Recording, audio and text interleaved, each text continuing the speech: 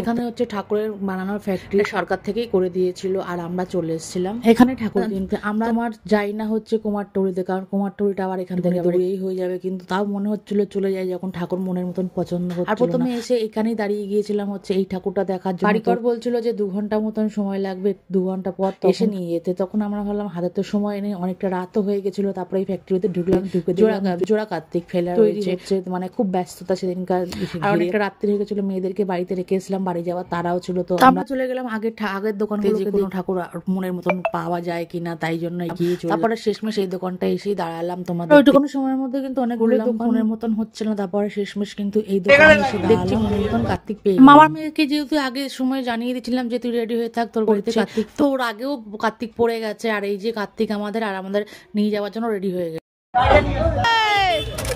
কার্তিক কে নেমে নিয়ে যাও, আমরা কার্তিক ফেলা ব্যস্ত। কার্তিক পাইনি, জ্যান্ত কার্তিক